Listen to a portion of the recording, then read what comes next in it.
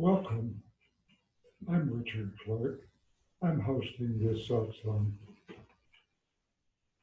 I've followed Ramana Maharshi since 1990. Upon retirement, my wife Carol and I moved to Tiruvannamalai, home to Ramana Ashram. We lived there for 8 years and now live by Lake Chapala near Guadalajara, Mexico.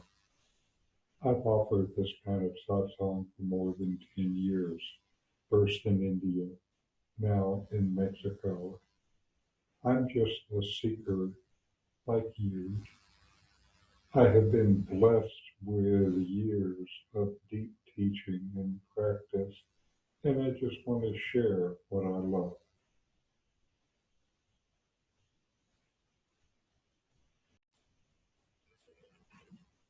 This is a Ramana Maharshi self-knowledge satsang. We focus on self-knowledge since, as the Bhagavad Gita says, self-knowledge is what brings self-realization. So I say, know yourself and be always free and at peace. Now, we are talking about verses written by Ramana Maharshi when he was a young man at the age of 21. And we're reviewing Who Am I, one paragraph at a time. This is paragraph 2. Ramana says, who am I? I am not this physical body, nor am I the 5 organs of sense perception. I'm not the 5 organs of external activity, nor am I the 5 vital forces, nor am I even the thinking mind. Neither am I that unconscious state of nescience which retains merely the subtle vasanas, latencies of the mind, which, being free from the functional activity of the sense organs in the mind, and being unaware of the existence of objects of self-perception. The absolute self is who we already are, not something that we somehow acquire or are transformed into. Self-realization is a process of dismissing those things that obscure our own nature. This is called negation, often described as bringing a light into a dark room or unrealizing the unreal. Ramana instructs the seeker to engage in negation to remove the false ideas. There's an example that's often used to illustrate this. A person walks into a dark room and sees a snake and is filled with fear. Upon lighting the room, the snake turns out to be just a rope that was mistakenly thought to be a snake. The snake is a snake as long as one holds to the idea of rope as snake. When the idea of rope as snake is thoroughly eliminated, it's a rope, forever to be a rope. The negated snake was always a rope. Now, along with this negation is discrimination. Discrimination as to what you are and what you are not. If it comes and goes, then it's not you. You are always. If it's objective to you, then it is not you. You are the knower, and you will never find the knower within the known. As Ramana instructs in negation, he directs that the seeker proceed from gross to subtle. First is the body, including the senses and the organs of action, the hands, feet, mouth, organs of evacuation, organs of generation and sexual pleasure.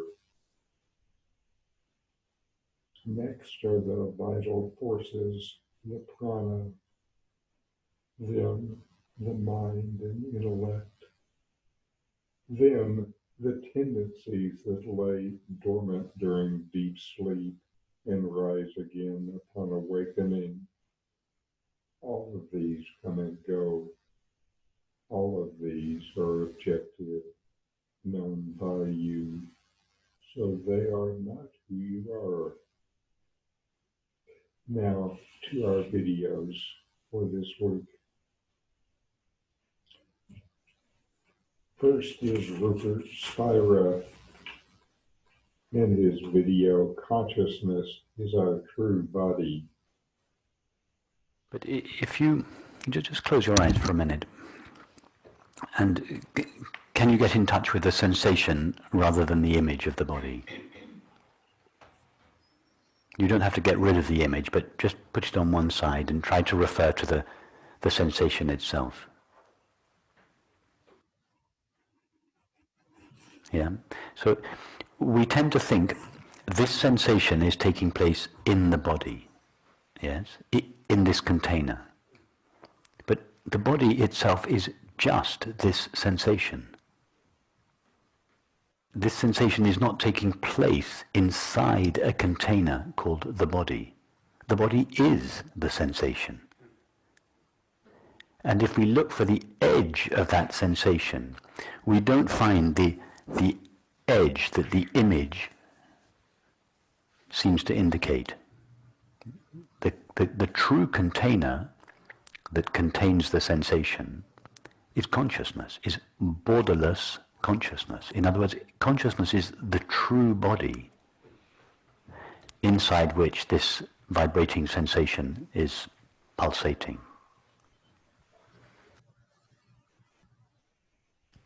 So in a sense, the images are irrelevant. They're not. So if I imagine, if I get in touch with the sensations of my hand, and then the sort of idea of hand arises, it's not a big deal if that just keeps happening.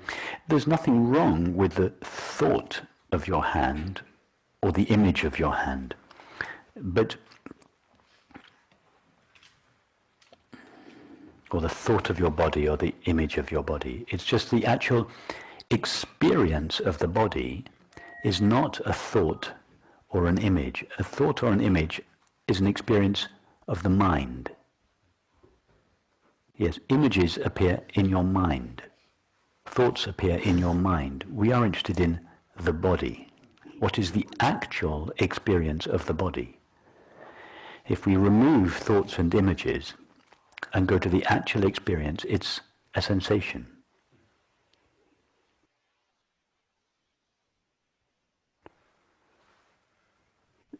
The way we experience the body is when you're walking around, you don't experience the body as an image. You experience the body as a feeling, as a sensation. I mean, you can experience the body as a feeling, as an image if you want to. You can imagine it, but you don't very often imagine it during your day. But all day long, you're sensing the body, or most of it. I suppose there's this notion. Well, this sense of the bare sensations, somehow they seem to occur in a sort of locality. So just the sensations. Close your eyes. Go to the sensation of the body, and with your eyes closed, tell us about the locality where this sensation is appearing. How would you describe the locality? the overall locality is right here, as it were. It's Okay, but so the sensation is appearing right here. Tell us about right here. What is right here? Tell us about that here. What is its nature, the nature of here?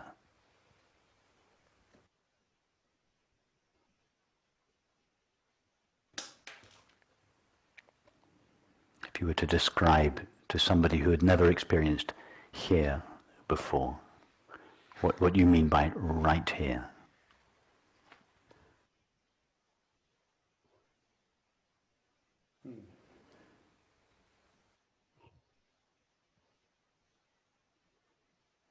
I think I was referring to something that it appears to manifest in it closely, but just looking then, there's nothing other than the sense of just sensations. You're right, absolutely, you're right that the sensation is close, but the sensation is not closer, for instance, than the sound of my voice. Where does the close your eyes again. I'm going to keep talking. Where does the experience of hearing take place? Does it take place 5 meters away from you? Or does the experience of hearing take place here? It takes place here. There's just hearing. There's just hearing, and hearing takes place here. We can't even say it takes place close to myself. It's closer than close. It takes place in the identical place where I am. Yes. Now, you open your eyes, and space, in other words, places, seem to come into existence, but only through seeing. Now, where is the experience of seeing taking place? All you know of these flowers is the experience of seeing. Where does the experience of seeing take place? It just takes place here. Here. Okay. Is there anything in your experience now that is not taking place here? Nothing. Okay. So now, tell us about the nature of this here. We cannot say that it's a place in space, because all we know of space is the experience of seeing. Yes? So seeing doesn't take place in a space. It takes place here, but here is not a place in space. What is it? It's just the awareness of the sensation. Perfect. Yeah. Exactly. Here is not a place in space. It is dimensionless consciousness. And it is that dimensionless consciousness that is appearing as 3 dimensions of space and 1 dimension of time. In relation to time, we call consciousness now. In relation to space, we call consciousness here. But now is not a moment in time, just like here is not a moment in place, in space. The now and the here are, the now is eternal consciousness, here is infinite consciousness. That is consciousness that has no dimensions, which means that this experience that each of us is having is taking place in something that itself has no dimensions. That's what we mean by here.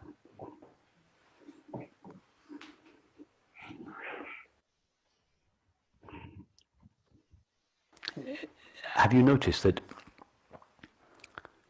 all through your life experience has always been here? Yeah. Never there. You've never experienced there.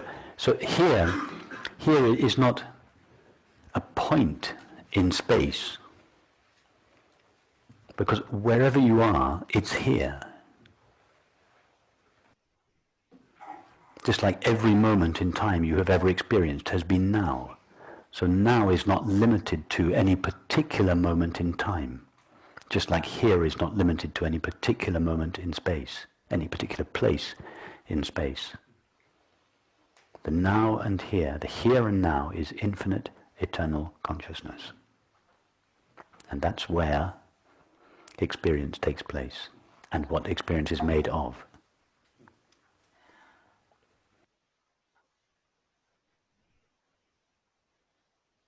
In order for eternity to appear as time, in order for infinity to appear as space, infinite consciousness must forget the knowing of its own being and must limit itself, which it does by appearing in and as the body. That is why we see the world from the perspective of the body.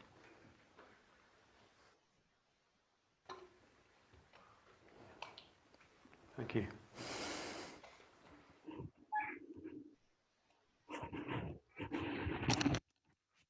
Next is Mooji.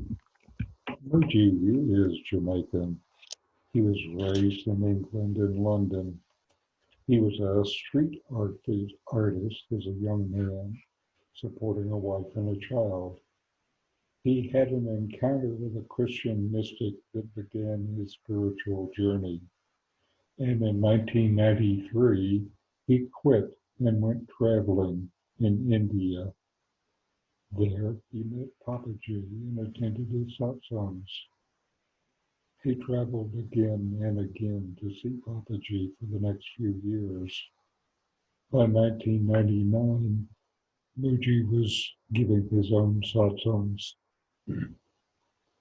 He came to Tiruvannamalai and stayed for a couple of months each year for a while, offering satsangs to many seekers there who were hungry for teaching. Carol and I went to satsang with Mooji a number of times. I had a dialogue with him. Also, I encountered him several times in mornings when I was out walking. I might find him by Giribalam Road by himself, just walking. We had some nice conversations. So now we will watch a video of Mooji that was taken in India in December 2010.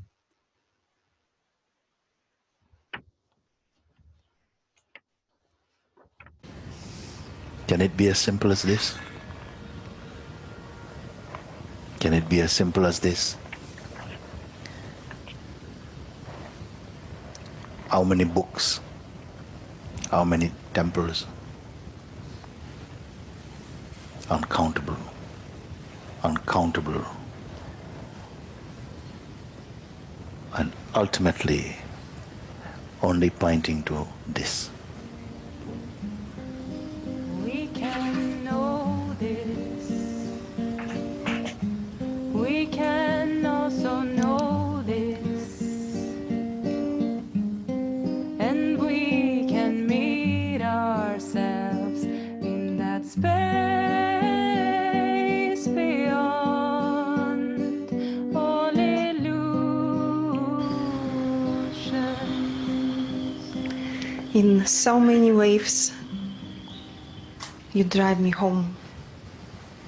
And all these questions which was asked here, it was my questions also, and all answers was for me also. And yesterday, during this guidance, you come inside and like you show me from inside, you know, from inside of myself, like in cave with the torch. It was so wonderful and opened. And the gold key which you gave me was that it is effortless. And that moment I was ready for this key. Because before I also heard it and it was like a kind of idea, you know, flying here and there and dressing and dressing. And but in that moment, I just realized that this absolutely effortless state. Like if I drop all efforts, all intention, and all the movements, if I just drop everything, like one thing, because of that place is nature place, the original place, it's like I'm automatically come there, like it's automatically happened.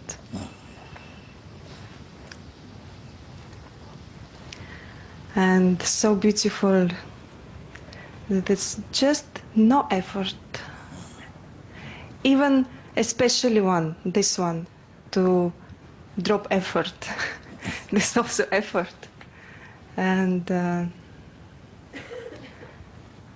like all, just from there all seems like just activity of something. But after that, one more teacher come to me, and it was mosquito. It was beautiful because I was so open and so full of this nature place and very space and not anything, and so beautiful. And mosquito bite me, and I chase him. And in that moment, you said all actions happen spontaneously. Very good. Wow, and it was like, Yes. I understood that this has happened spontaneously. I no need to do it. Yes. And after that, I look, some thoughts arise. And also, it's just spontaneously arising. And if I not feed it with my attention, with personality or with... because, as you say, it's have a bad smell only when it is tied to personality or memories. It's bring this, if it's identification, it's take my attention there. Yes. It's flowing there. And after many mosquito was there, but somehow it was teaching me. I really understand that whatever can come, it is spontaneously, and it's happening all spontaneously. That This is very good. just itself, unfolding itself. Yes. Because in this seeing, there's not really a private door of action, a thinker of thoughts. Everything arises, every action, how you're sitting at this moment is spontaneous. Spontaneous existence. When you're not carrying this psychological noise of what to do, what's next, where should I go, all of this. And all of this is kind of seen and not struggled with, not suppressed, just allowed to evaporate by itself. But without your waiting even, not waiting for something to go away. No, it can stay, go when you're ready. Not your concern. Then your being is experienced like space, moving in space. Inside, outside, not so relevant. Up, down, even you, me, gradually by itself. Unpushed, unforced, a seeing is just here. Something moves in that. But it's not holding to what is seen. It's not keeping. And if something is kept, it's automatically kept by the actions of the universe, not a private person. So just forget about everything. Something is building up again, something, it's okay. Yes, there's one more thing that during all these days I watch all tendency of my mind. Yes. This, vasanas, which is from memories and resistance and pain and anger and all these kind of things, and many unpleasant feelings was there. And it's so beautiful to just seeing it. If they come, when and if they come, it's okay. They can come. Yes. They also go. And there is also power cut, because if you not give them this, they are not stay long. They Very just good. like a Very good. mirage, become like a mirage. And Very good. Therefore I say, don't be complacent. Be swift when you can. It's good. Yes, not out of panic, but just like that.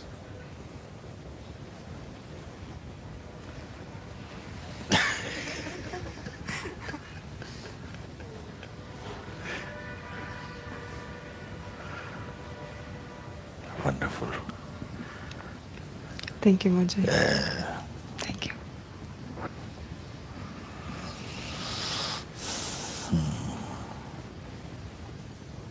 Very good.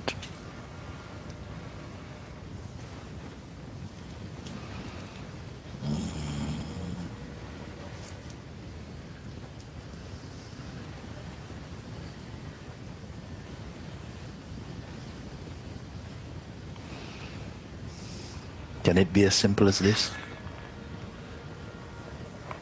Can it be as simple as this? How many books? How many temples? Uncountable. Uncountable. And ultimately only pointing to this.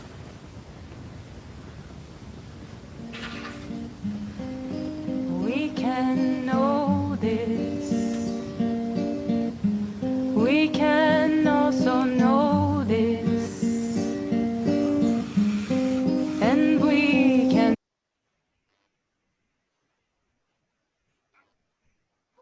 And finally, Nome. With Nome, it's good to meditate along with him. What he's aiming for is for you to experience what he's talking about. Experience it, not just to think about it. And he will be talking about discrimination. That he never. Not this, not this, not this, not this.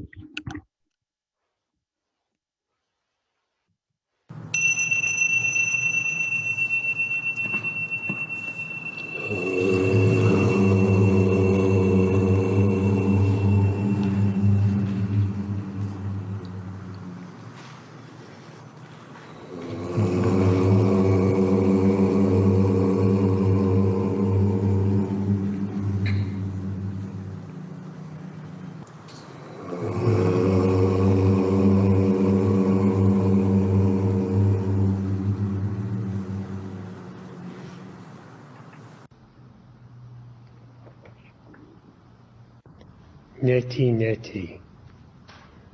Thus the Vedas describe the self and the means of realization of the self. Not thus, not thus.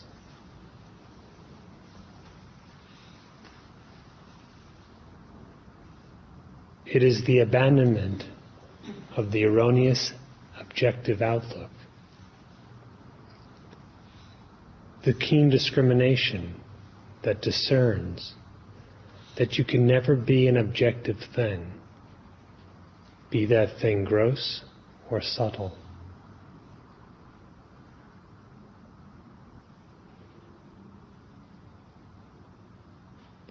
Yourself is not a body,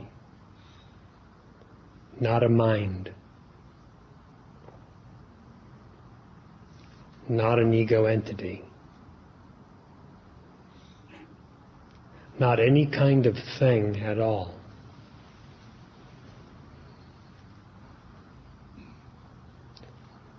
The means to realize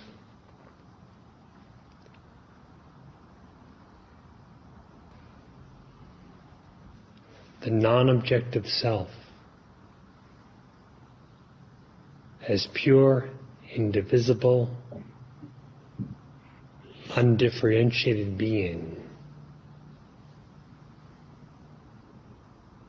is to inquire as to who you are, and in doing so, abandon the objectifying outlook.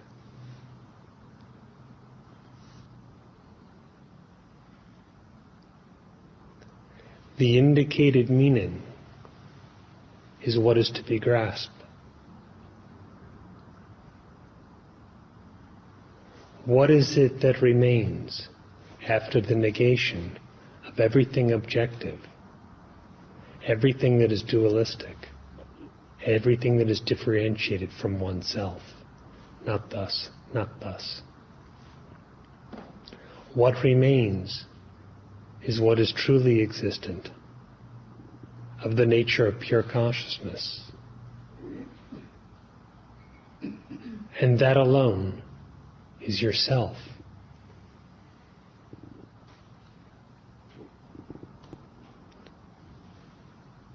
Cease to regard the body and its attributes and its activities and its qualities and so forth and so on as yourself.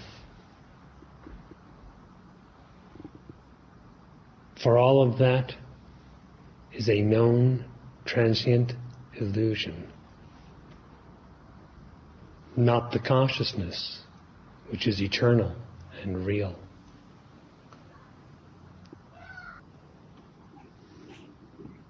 In a similar manner, in regard to everything conceived in the mind,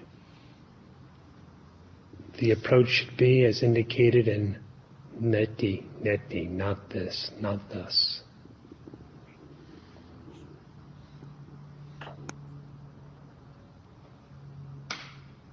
So that you have the certainty of knowing that you can never be conceived, and that all that is conceived has absolutely nothing to do with your nature.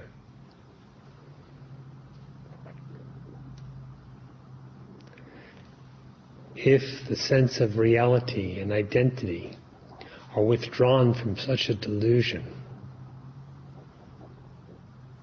and return, so to speak, in knowledge to its rightful place, what will continue to sustain the delusion? Nothing will. Your existence will remain undiluted, not connected to any false thing, just as in truth it always has been.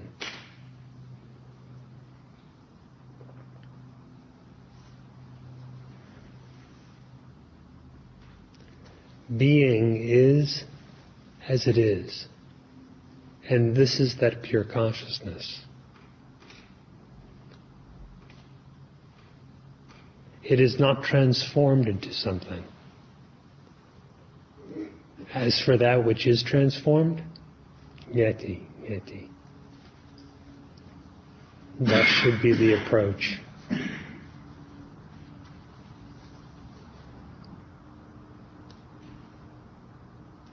What then can be said about yourself?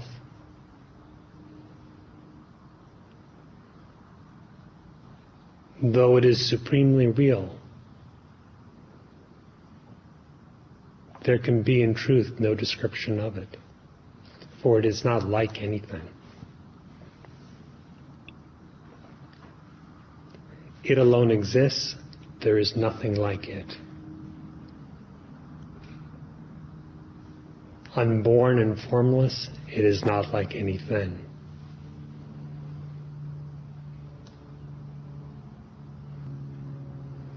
The illusion of bondage and the false continuance of samsara depend on confusing the self with the not-self, imagining yourself to be something you cannot be. To be free of such illusory bondage, the Vedas say, neti, neti. Not thus, not thus.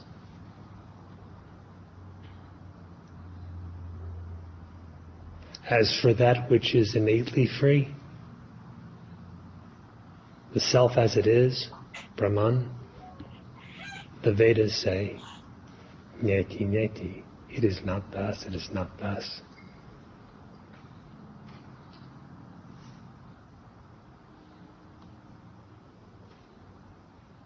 Inquire within yourself to know yourself. in light of this instruction.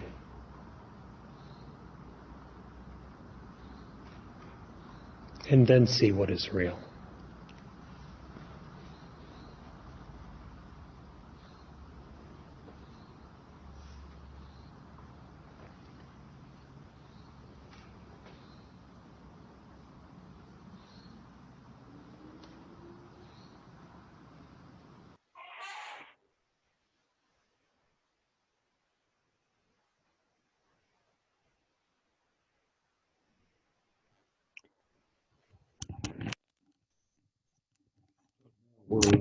We'll inquire ourselves.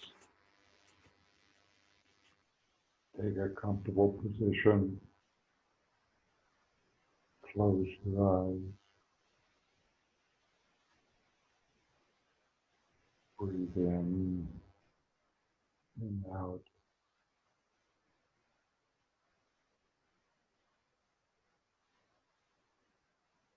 And notice that you exist. You exist, and you know you exist without thinking of it or sensing it. In inquiry, you want to go deeper than the senses and the mind. The experience of your own existence is already deeper than senses and mind. So now inquire, investigate within yourself. Are you the body? You know the body. Does the body know you?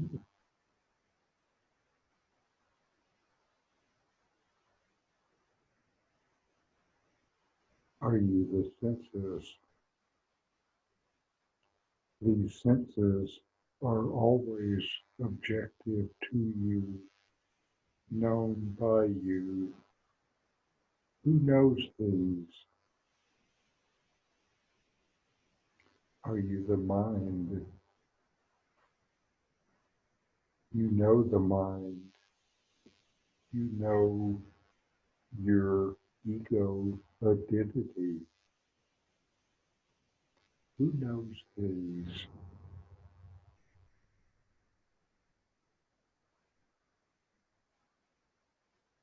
You know all of these. They are objective to you. You are the knower, not the known, the non-objective knower.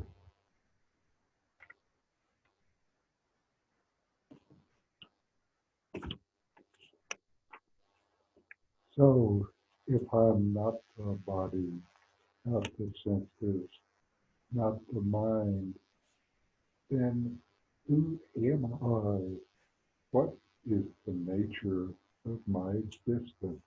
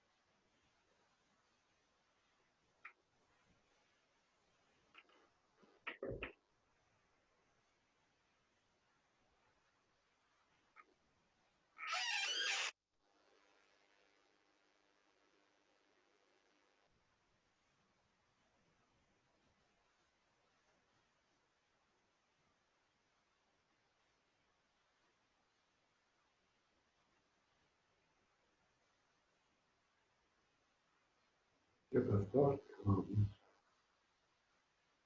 you don't have to complete the thought. Just in there, ask yourself, for whom is this thought? The answer naturally is, it's for me. You can then return to the inquiry by asking, well, who am I?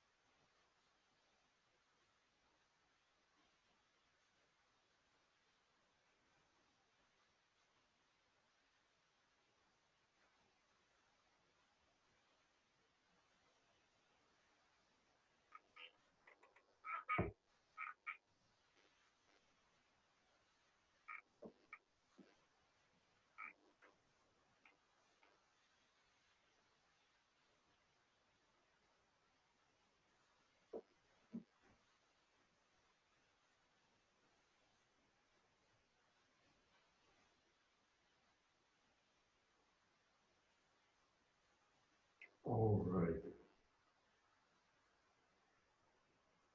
Now let's end with a short chant. Om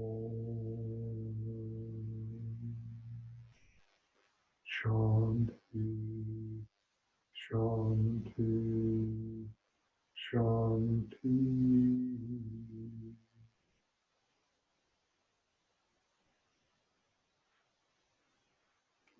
If this satsang was of interest to you, there will be more of these in the coming weeks. Thank you for watching.